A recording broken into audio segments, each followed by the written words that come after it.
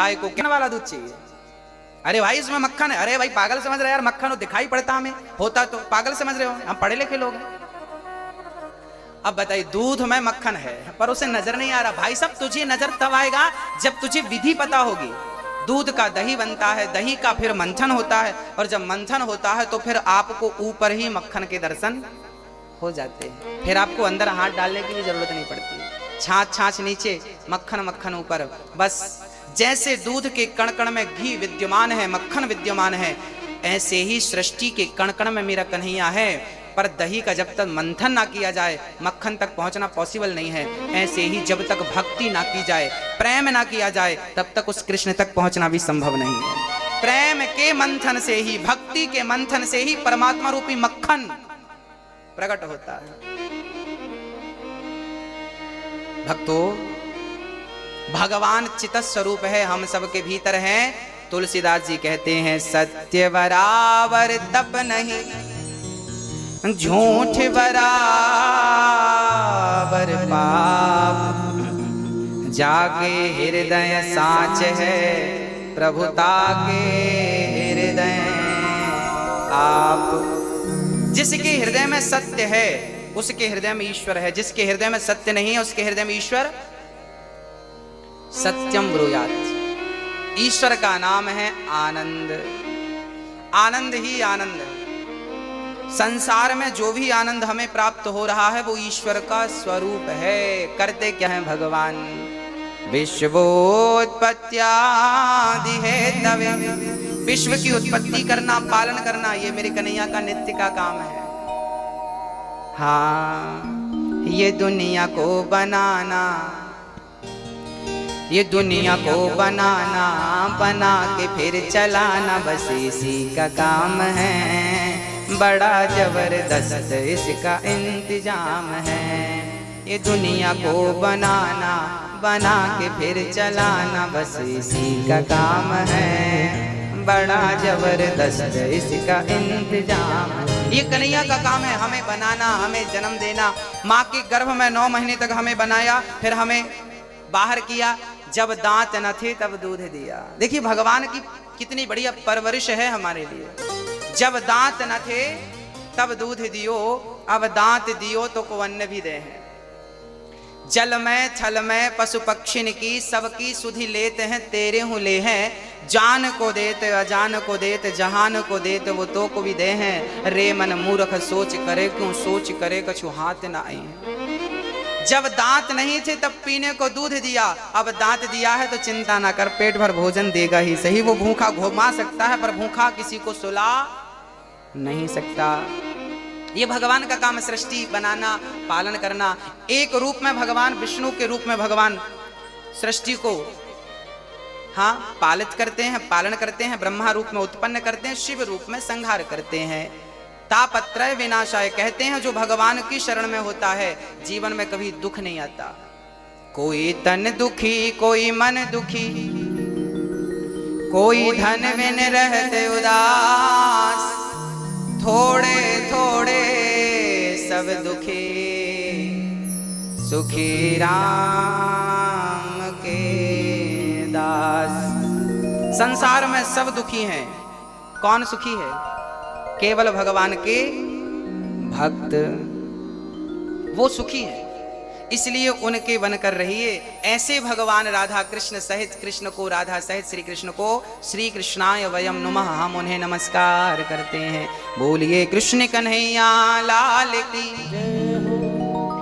यम प्रव्रजंत मनुपेत मपेत कृत्यम, द्वैपायनो विरह कातर आजुहाव, पुत्रेति तन्मयतया तर्वोभिने दुष्टं सर्वभूत हृदयं मुनिमानतोऽस्मि। सुखदेव भगवान का जन्म हुआ। अच्छा, भागवत जी सबसे पहले किसने किसको सुनाई आपको विदित है? श्रवण करिए। ये भागवत कितनी बड़ी है मैं आपको बताता हूं। भागवत में श्लोक कितने हैं? 18,000। कितने श्लोक है मेरी माँ? अध्याय कितने हैं? 335। स्कंध कितने हैं? 12, 12। भागवत सबसे पहले किसने किसको सुनाई? पता है आपको किसने सुनाई? सबसे पहले भगवान नारायण ने अपने पुत्र ब्रह्मा को ये भागवत सुनाई। उस टाइम भागवत कितने श्लोकों की थी? आप कभी गंगोत्री जाएं, यमुनोत्री जाएं, या मां नर्मदा के उद्गम स्थल जाएं, अमरकंटक, तो जहां से गंगा निकलती है, यमुना निकलती है, नर्मदा मां निकलती है, पता है वहां पर ना वो बहुत छोटी सी होती है। नर्मदा जी जहां से निकली है वहां तो इतनी छोटी है कि आप छलांग लगा के पार कर लो, है ना? छोटा, उनका रूप स्वरूप छोटा है, पर वही आगे जाकर के क्या हो जाता है? बड़ा हो जाता। ऐसे ही भागवत सबसे पहले जब भगवान नारायण ने ब्रह्मा को सुनाई तब ये 4 श्लोकों की थी। केवल कितने श्लोक थे? अहमेवास्मेवाग्रे नान्यद यद सदसत्परम पश्चादहं यदेतच्च यो वशिष्येत सोऽस्म्यहम् ऋतेर्थं यत् प्रतीयेत न प्रतीयेत चात्मनि तद्विद्यादात्मनो मायां यथा भासो यथा तमः यथा महान्ति। 4 श्लोकों के बड़े सुंदर शास्त्रों में हमारे गुरुजनों ने वर्णन किए हैं। फिर वही 4 श्लोक ब्रह्मा जी ने अपने पुत्र को सुनाया, देवर्षि नारद जी को। फिर वही 4 श्लोकों की भागवत जी नारद जी ने वेद व्यास जी को सुनाई। तो वेद व्यास जी ने सोचा कि भाई 4 श्लोक हम तो समझ सकते हैं, पर संसार के तुच्छ प्राणी अज्ञानी लोग सूत्र की भाषा नहीं जान सकते, इनको विस्तार करके बताना पड़ेगा कोई भी बात, तब ये जानेंगे। तब उन 4 श्लोकों की व्याख्या कर दी श्री व्यास जी ने, विस्तार कर दिया, इसलिए उनका नाम भी पड़ गया वेद व्यास, विस्तार करने के लिए। वेद व्यास जी का यथार्थ नाम है द्वैपायन। क्या नाम है? द्वैपायन। व्यास जी का नाम है द्वैपायन। उनका नाम जब वेदों का विस्तार किया, भागवत आदि का, उनका विस्तार के कारण नाम पड़ गया वेद व्यास। व्यास मीन्स विस्तार। विस्तार को, अधिक को संस्कृत में व्यास कहते हैं। तो वेद व्यास नाम। अच्छा, वेद व्यास जी के पुत्र हुए हैं। एक बार क्या हुआ, भगवान शंकर अपनी पत्नी हमारी माँ पार्वती से कहा, देवी आज आप बड़ी उदास हो। पार्वती ने कहा, प्रभु मुझे चिंता सता रही है, मैं आपसे बिछड़ना नहीं चाहती, मैं मरना नहीं चाहती, कुछ ऐसा करो कि मैं मरूं ना, क्योंकि मैं पिछले जन्म में मर गई थी, आपसे दूर चली गई थी, मुझे बिल्कुल अच्छा नहीं लगा। अच्छा, पार्वती पिछले जन्म में क्या थी? माता सती। सती दक्ष के यज्ञ में गई, जलकर भस्म हो गई, फिर बाद में वो क्या बनी? पार्वती। अब माता पार्वती ने कहा, प्रभु मैं आपको एक पल के लिए भी छोड़ना नहीं चाहती। शंकर जी बोले, तो फिर पार्वती ने कहा, प्रभु अच्छा ये बताओ, मैं तो कई बार मर चुकी, आप कितने बार? शंकर जी बोले, हम तो एक ही बार पैदा हुए हो, तब से आज तक है, हम बार बार पैदा नहीं होते, हम मरते हैं। भाई जो मरेगा वो पैदा होने की उम्मीद, मरेगा ही नहीं, सवाल ही नहीं खड़ा होता दोबारा पैदा होने का। पार्वती जी ने कहा, आपने कभी मरे ही नहीं आप? शंकर जी बोले, क्या चाहती हो हम मर जाएं? पार्वती जी बोली, हम नहीं चाहते कि आप मरें, पर ये बताइए कि आप कभी नहीं मरते, इसका राज क्या है? शंकर जी बोले, हमने अमर कथा सुन रखी है, और जो अमर कथा श्रवण कर लेता है वो कभी मरता नहीं, मृत्यु के चक्कर से सदा सदा के लिए मुक्त हो जाता है। पुनरपि जननम पुनरपि मरणम पुनरपि जननी जठरे शयनम भज गोविंदम गोविंदम भज मूढ़मते।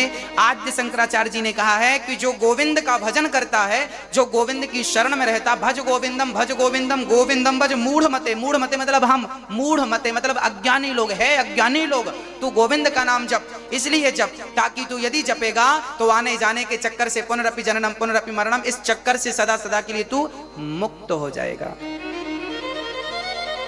पार्वती जी से शंकर जी ने कहा, मैंने उस नाम को बहुत जपा है, कथा सुनी है, इसलिए मैं मरूंगा ही नहीं।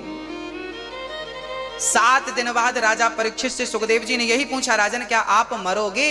परीक्षित ने कहा, प्रभु मैं तो आत्मा हूं, आत्मा अविनाशी है, कभी नहीं मरती। जो भागवत सुन लेता है वो अपने स्वरूप को जान लेता है, वो इस बात को जान जाता है कि मैं कभी मरूंगा ही नहीं, क्योंकि वो अपने आप को शरीर नहीं आत्मा समझने लगता है। इसलिए शंकर जी ने कहा, देवी पार्वती जी ने कहा, तो हमें भी वो कथा सुनाओ जिससे आप मरते नहीं हैं। शंकर जी वो भूख लगी, तो वहां पर यज्ञ कर रहे थे, बहुत सारे पंडित जी यज्ञ कर रहे थे।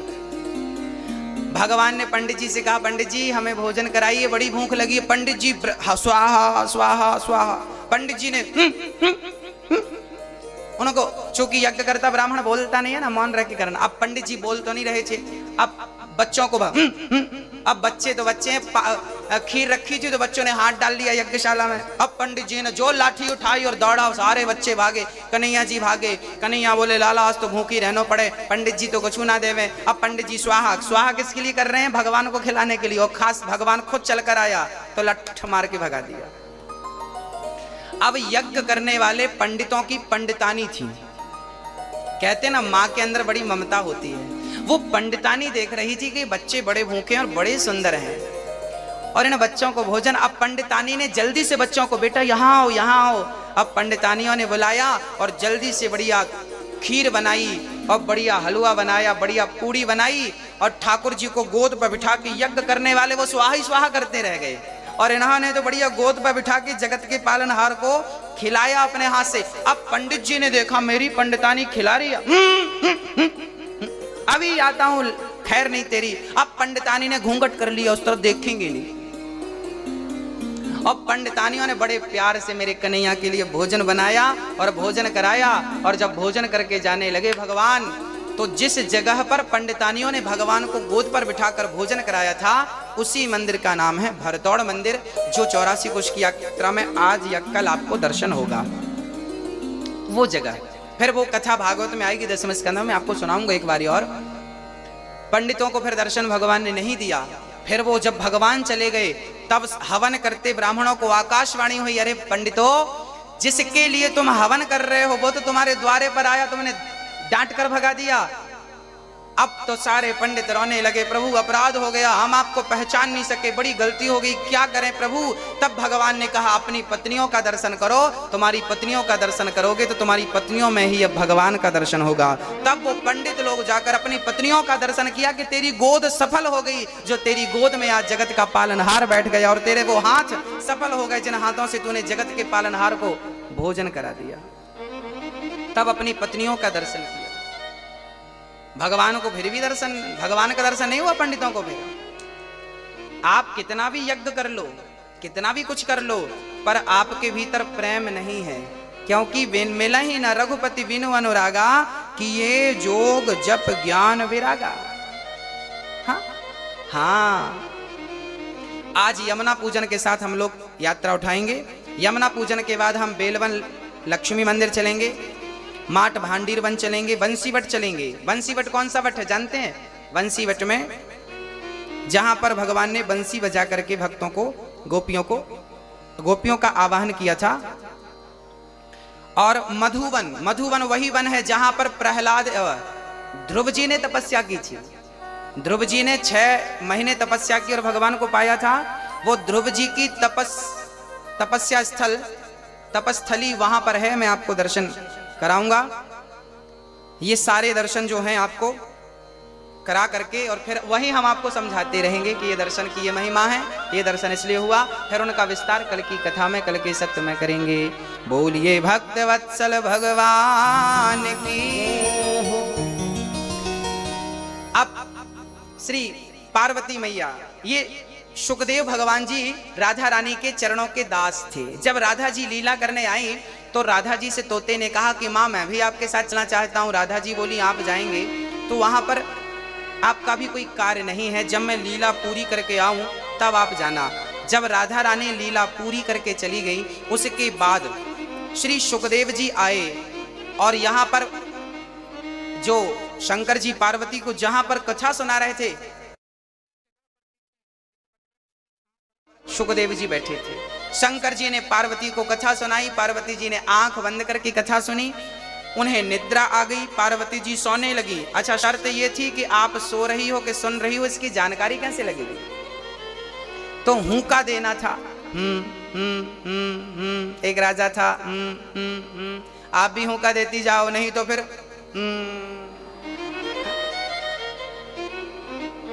बोलो राधे। आप लोग भी हुंका देते जाना, थके हैं आप लोग, नींद आ सकती है। शंकर जी हुंका सुनते गए। अच्छा, पार्वती जी सो गई ना तो तोता हुंका देना शुरू कर दिया, और जब तोते ने हुंका दिया, कथा पूरी हुई, शंकर जी ने जयकारा लगाई, बोलिए वृंदावन बिहारी।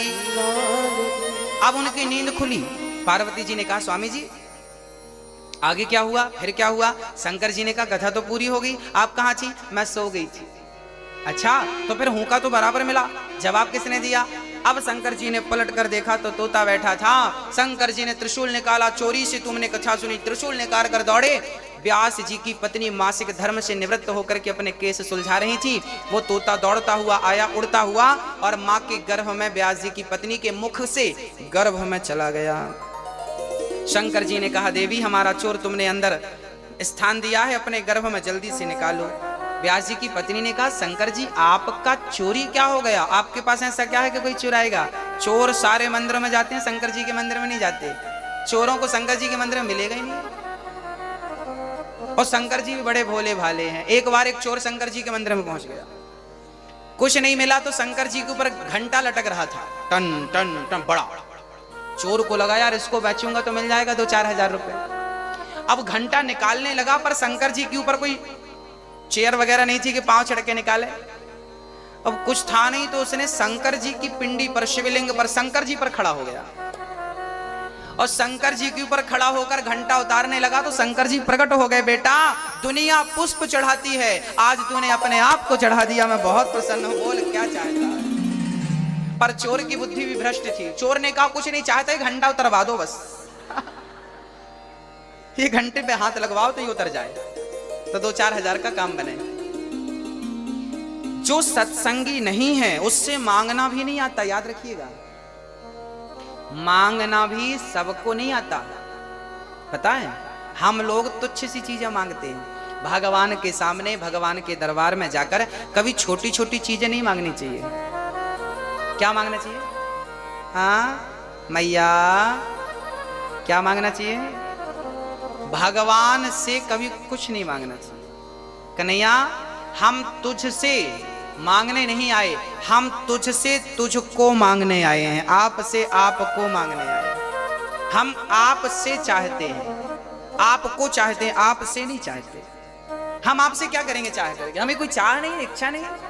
हमें सब तो दिया मेरे बिहारी जी ने, बिना मांगे दिया। अब क्या चाह बताओ? वृंदावन का वास दे दिया 7 दिन के लिए, और क्या चाहिए? यहां पर तो हमारे रसिक भक्त कहा करते हैं कि प्रभु नाली का पानी पीना पड़े तो मैं नाली का पानी पी लूं, भक्तों का जूठन खाना पड़े, आप पत्तल में खा के जो फेंक देती हो वो चाटना पड़े, खाना पड़े, मैं वो खा लूंगा, पर बिहारी जी मुझे ब्रज से कभी दूर मत करना, मैं जूठन खा लूंगा। मैं आपकी रज नहीं छोड़ना, मतलब मैं वृंदावन को नहीं छोड़ना चाहता। ऐसी बात यहाँ के रसिक भक्त कहा करते हैं। यहाँ का बास बहुत बहुत पुण्य से मिलता है मेरी माँ, बहुत पुण्य से। इसलिए यहाँ आप आ गए हैं, ये आपकी खुशनसीबी है। यहाँ बिहारी जी आपको जितने दिन रोक के रखे हैं, ये बिहारी जी की कृपा। चल पड़े यम प्रव्रजन्त मनुपेतमपेत कृत्यम। यम सुखदेव जी, सुखदेव जी जब चले तो व्यास जी ने रोका। पुत्रेति तन्मयतया पुत्र पुत्र, बेटा रुक जाओ, तुम जन्म लेते ही निकल पड़े भाई, शादी विवाह कर लो, बच्चे आदि कर लो, फिर चले जाना। सुखदेव जी बोले प्रभु माया के जाल में कोई एक बार उलझ जाए तो उलझ जाता है, पर सुलझता नहीं है, इसलिए मैं आज आप भजन करने जा रहा हूं और गोविंद को छोड़कर मैं भोगों की ओर नहीं आना चाहता।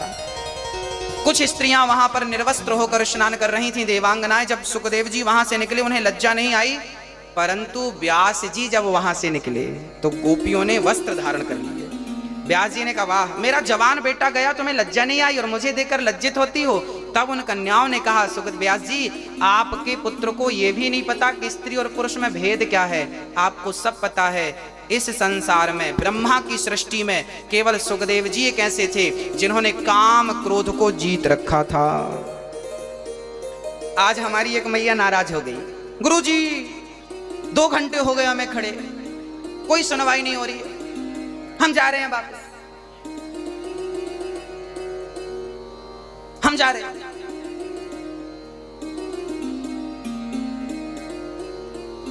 है ना, होता है जब आप लोग बहुत देर तक खड़े रहते हैं, आप परेशान हो जाते हैं, तब आप ना चाह करके भी बोलते हैं। देखिए वृंदावन में आके पहली बात तो कभी हमें गुस्सा नहीं करना, और यहां आके हम कभी ये नहीं कह सकते कि हम जा रहे हैं। हाँ, धोखे से मत कहिएगा, क्योंकि ये बात यदि बिहारी जी ने सुन लिया तो बिहारी जी कहेंगे फिर जाओ, क्योंकि यहां आप आए हैं, आपकी मर्जी से नहीं आए। मैं फिर से कह रहा हूं, आप आए नहीं हैं, यहां बिहारी जी ने आपके अंदर प्रवेश करके ये प्रेरणा दी है कि चलो मेरे दर पे आओ। हाँ, यदि थोड़ी सी असुविधा हुई है हम उसे स्वीकार करें और सुधार करेंगे, पर आप धोखे से ये मत कहिए कि हम जा रहे हैं। हम सुन लेंगे तो चलेगा, पर बिहारी जी नहीं सुने ये बात, है ना। दूसरी बात ये है, सुखदेव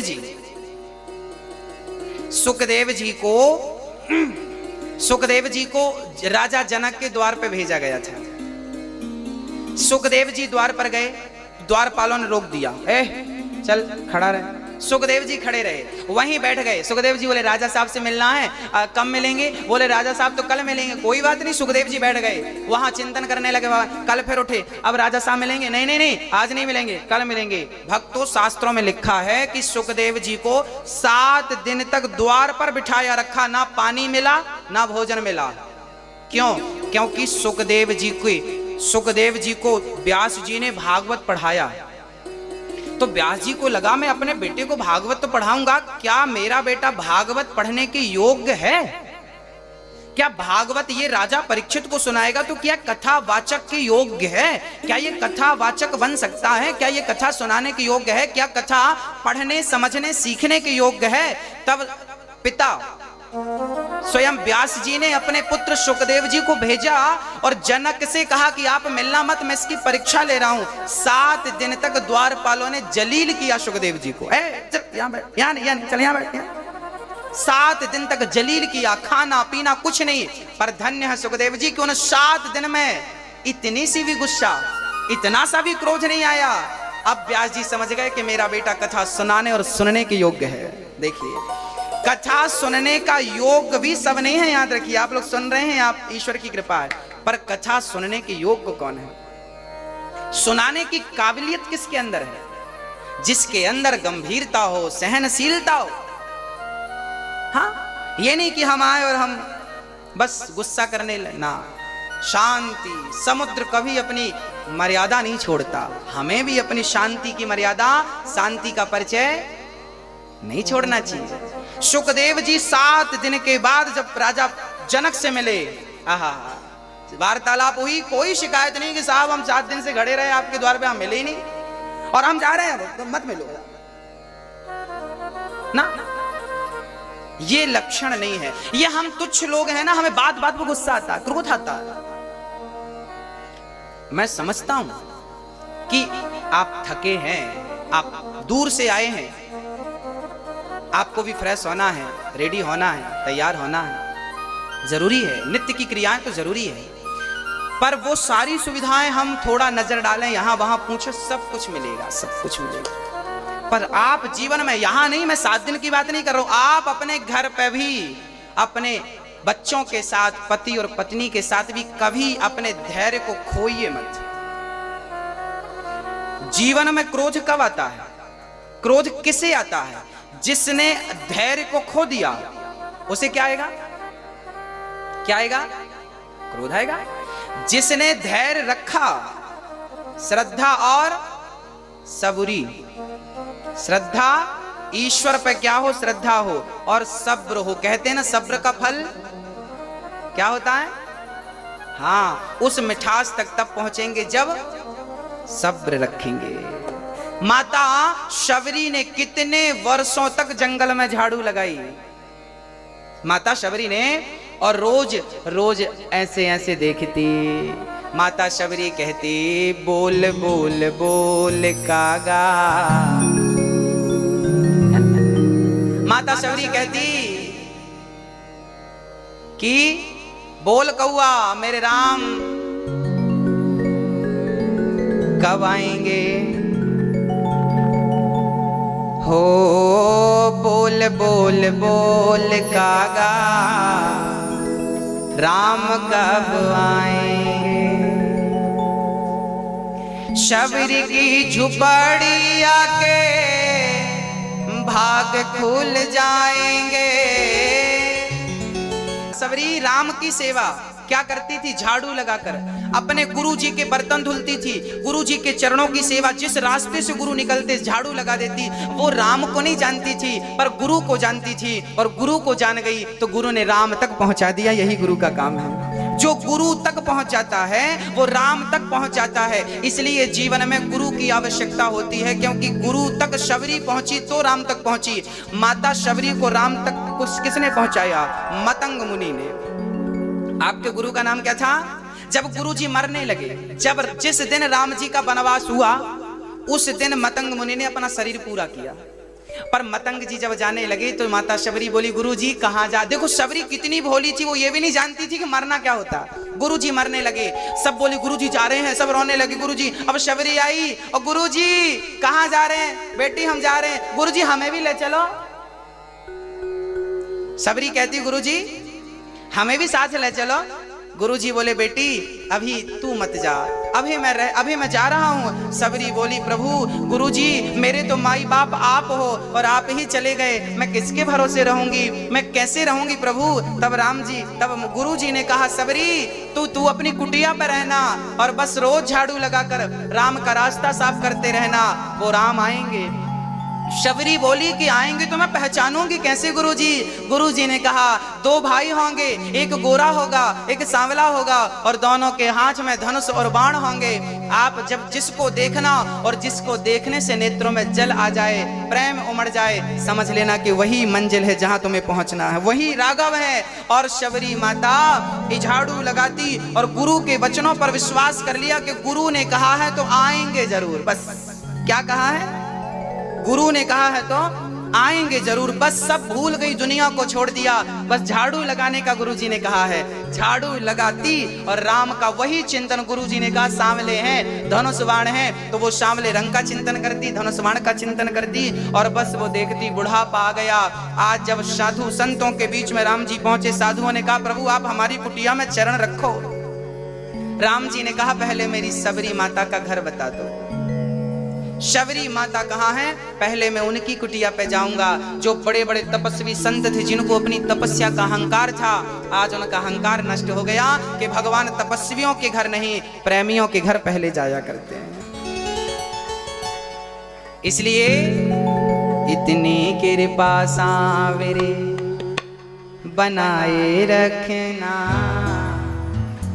ओ मरते दम तक सेवा में लगाए रखना। इतनी कृपा। दोनों हाथ उठाकर मस्ती से, यदि आप मस्ती से ठाकुर जी से प्रार्थना करेंगे तो प्रभु आपकी भी सेवा स्वीकार करेंगे।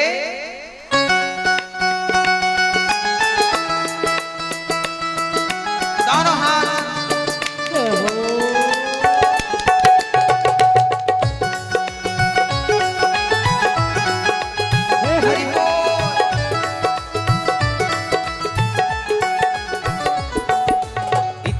कृपा सांवरे, इतनी कृपा सांवरे बनाए रखना, इतनी कृपा सांवरे बनाए रखना। मरते दम तक सेवा में लगाए रखना, मरते दम तक सेवा में लगाए रखना, मरते दम तक सेवा में लगाए रखना, मरते दम तक सेवा में लगाए रखना।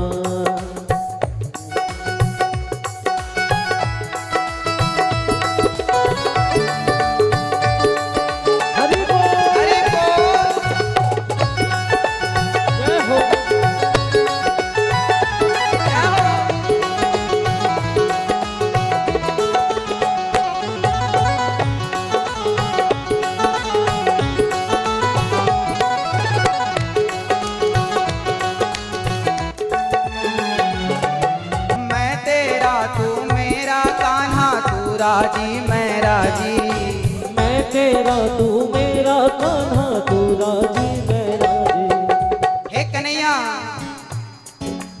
मैं तेरा तू मेरा कान्हा, तू राजी मैं राजी। मैं तेरा तू मेरा कान्हा तू राजी मैं राजी। तेरे नाम पे लिख दी मैंने इस जीवन की बाजी। तेरे नाम पे लिख दी मैंने इस जीवन की बाजी। हे कन्हैया, आज मैं अपने नाम की रजिस्ट्री तेरे नाम कर रहा हूं। आज से मैं तेरा और तू मेरा, मैं तेरा तू मेरा कान्हा तू राजी मैं राजी। तेरे नाम पे लिख दी मैंने इस जीवन की बाजी। इस जीवन की बाजी। मैं तेरा तू मेरा कान्हा तू राजी मैं राजी। मैं तेरा तू मेरा कान्हा तू राजी मैं राजी। तेरे नाम पे लिख दी मैंने इस जीवन की बाजी। तेरे नाम पे लिख दी मैंने इस जीवन की बाजी। अब लाज तुम्हारे हाथ, अब लाज तुम्हारे हाथ है बचाए रखना। लाज तुम्हारे हाथ है बचाए रखना। मरते दम तक सेवा में लगाए रखना। हो मरते दम तक सेवा में लगाए रखना। इतनी कृपा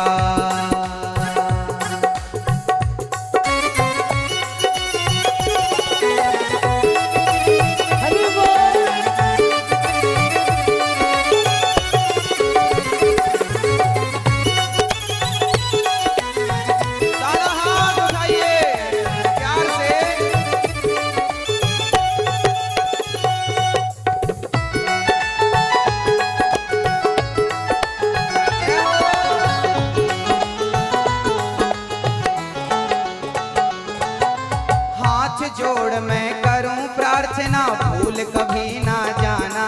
हो हाथ जोड़ मैं करूं प्रार्थना भूल कभी ना जाना।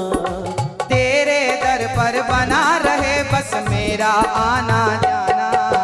तेरे दर पर बना रहे बस मेरा आना जाना। हे कन्हैया, मुझे कभी भूल मत जाना प्रभु, और तेरे दर पर मैं आता रहूं, तेरा दर्शन बार बार करता रहूं। हाथ जोड़ मैं करूं प्रार्थना भूल कभी ना जाना। तेरे दर पर बना रहे बस मेरा आना जाना। हो मेरा आना जाना, मेरा आना जाना। हाथ जोड़ मैं करूं प्रार्थना भूल कभी ना जाना।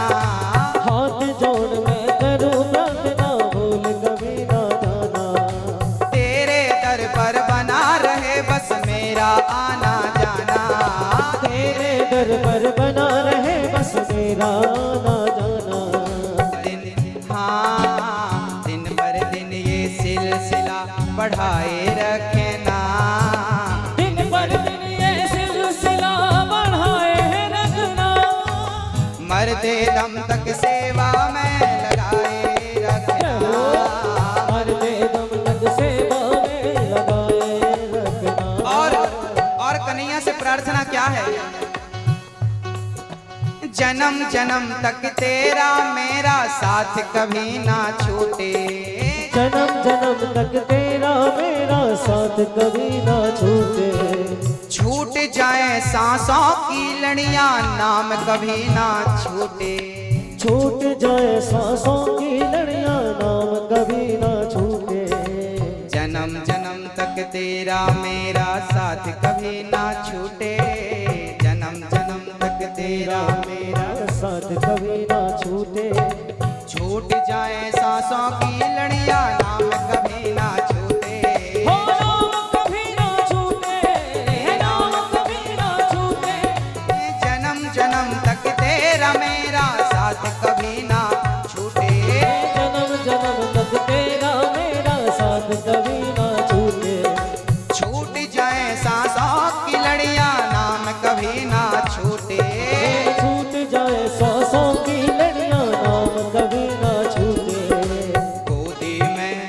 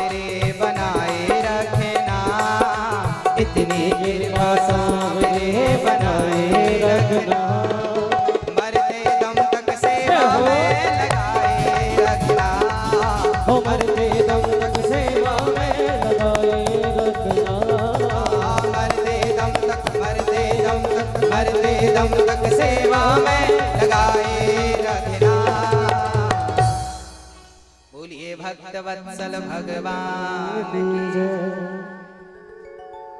मरते दम तक प्रभु आपकी सेवा में, जन्म जन्म तक तेरा मेरा साथ कभी ना